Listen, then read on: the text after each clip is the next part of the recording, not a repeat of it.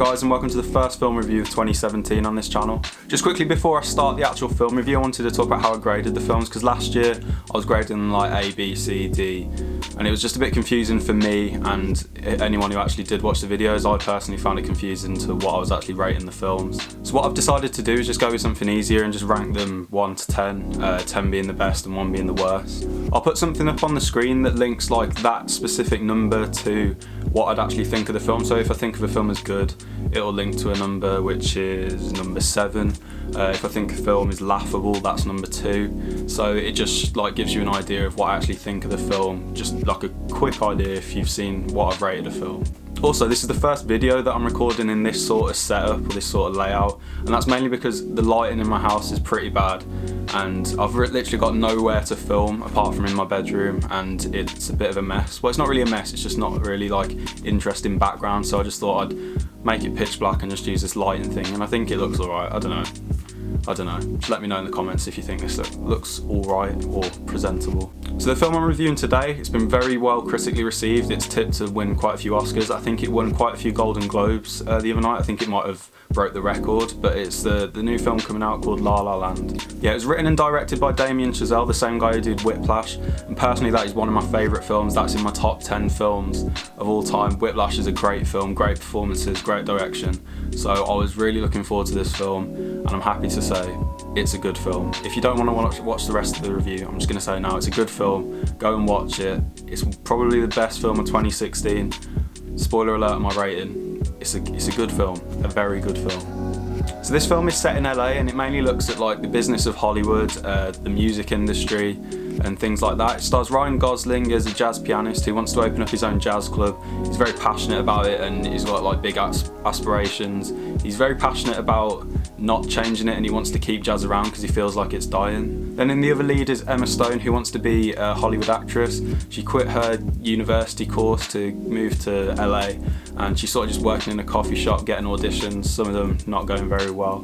So first, going into the positives, one thing I haven't actually mentioned yet is that the film's a musical. So if you don't know anything about this film, it's a musical. And first of all, I'd like to say I do not like musicals at all. There's not one musical that I can say I've loved.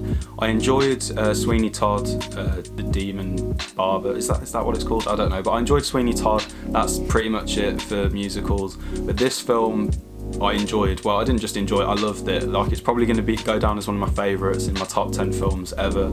And yeah, so if you don't like musicals, I'd say you can still enjoy this film. The main reason for that is the musical numbers and the dance numbers don't feel forced. They sort of just flow with the film, and you end up enjoying those as much as the parts that don't have music, because not all the film is just singing and dancing. A lot of the film is just like a normal film, but it all fits and flows quite well. Another massive positive for this film are the performances given by Emma Stone and Ryan Gosling. Ryan Gosling probably as good as his performance in Drive. Obviously they're different characters, but he gave a great performance in that film, and he gives a great performance in this film.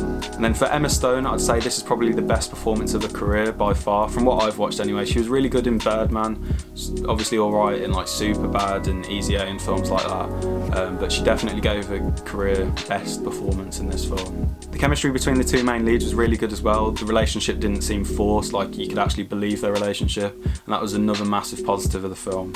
Another thing is this film has shown just how good Damien Chazelle is at writing and directing. The directing in this film is amazing, and definitely in the musical numbers, which I was not expecting. Like in Whiplash, the writing done by Damien Chazelle was really good. I really enjoyed the characters, I enjoyed the way the story unfolded, and I really enjoyed the ending of the film as well. Not as much as the ending in Whiplash, I'll get on to the ending, but overall the film was really good. The writing was really good, and the directing was as good as it could be for a film like this. Another really good thing about this film is the way it ends. It doesn't end as strongly as Whiplash, but it ends sort of in the same way as Whiplash, where you can interpret the ending in your own way. It sort of gives anyone the right to believe what they want happens in the end, and I really like that. Some people might not like it, and I understand that, due to the fact that it does sort of betray like a lot of the things that happen earlier in the film, but then it also supports them in a way afterwards. So yeah, the ending was really good in La La Land. Moving on to negatives, I don't really have any, apart from the fact that there were a few bits that were a bit slow, like a few scenes where Ryan Gosling was like in the apartment playing the piano. A few of those were a bit slow. They needed to be there though, and it's not a massive negative, it's just me being nitpicky, but if I could think of a negative, that would have to be it. So it's pretty obvious what rating I'm going to give this. I'm going to give it a 10 out of 10. So I think that's the second film I've given a 10 out of 10 to this year, along with Nocturnal Animals. I know I didn't review it, but I'd also have given Captain Fantastic a 10 out of 10 if I did. I might review that later on, or I might just talk about it if I do a best of the year video, so my top 10. What I'm going to do is I'm going to wait for Manchester by the Sea to come out and Hacksaw Ridge to come out, because those two are films that I think I'm really going to enjoy and could be in my top 10 of the year.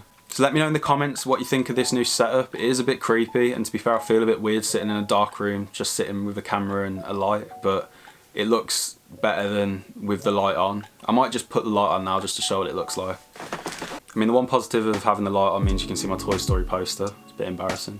17-year-old with a Toy Story poster on his wall, but oh well. If you enjoyed the video, leave a like. If you're new and you enjoy films and you want to see more film reviews, because I'm going to try and be more consistent and upload reviews for most of the films I see. So if you are new, subscribe, and thanks for watching.